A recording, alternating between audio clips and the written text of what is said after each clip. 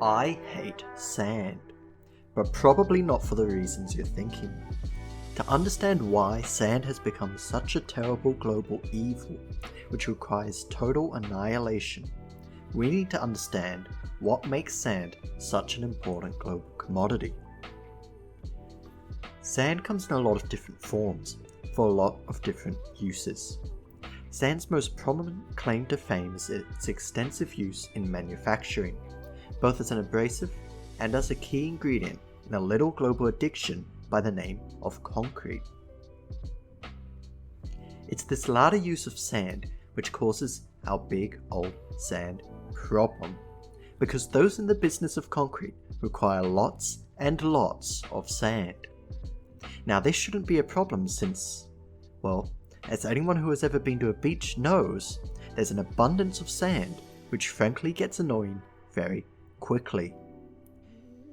The issue, however, is that not all sand is created equal. Sand required in concrete production needs to be free of shells and needs to be of a certain size, generally less than 5mm. This creates an interesting situation, whereby countries such as Saudi Arabia, the king of the desert, actually need to import sand for their construction, despite having vast amounts of sand. This high demand and low supply for sand naturally has led to some interesting developments. However, the most dangerous and damaging result of this sand dilemma is the hilariously sounding but actually tragic emerging black market for sand. Whilst it's true that sand black markets are objectively funny, they have resulted in the destruction of numerous ecosystems through illegal sand mining and dredging.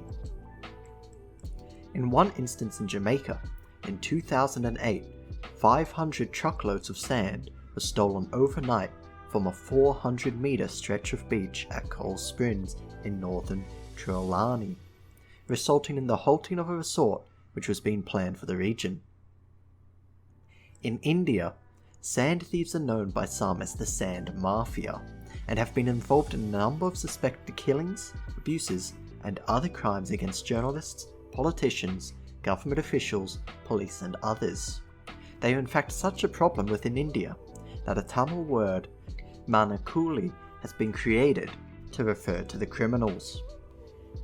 Global sand consumption is estimated to currently be around 50 billion tons per annum as of 2022, with the United States being the largest global exporter. However, a major problem arises when reviewing these figures, as they have most probably been vastly underrepresented due to a lack of official data on sand movement and sales.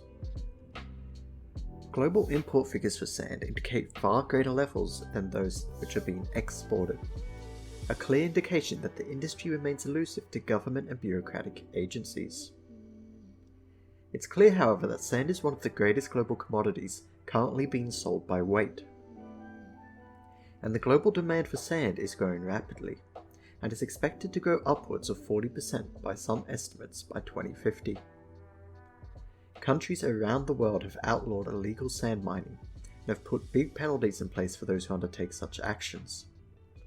However, it's clear that the current rate of sand extraction is simply non-sustainable for the foreseeable future, and whilst global demand outweighs supply, it is likely the illegal sand trade will continue. Interestingly, some alternatives to sand for concreting are available and offer limited advantages. However, these alternatives remain new and largely untested and are not always cost efficient. So, I'm curious what your thoughts are on this whole sand situation. Do you think there's an easy solution to sand consumption?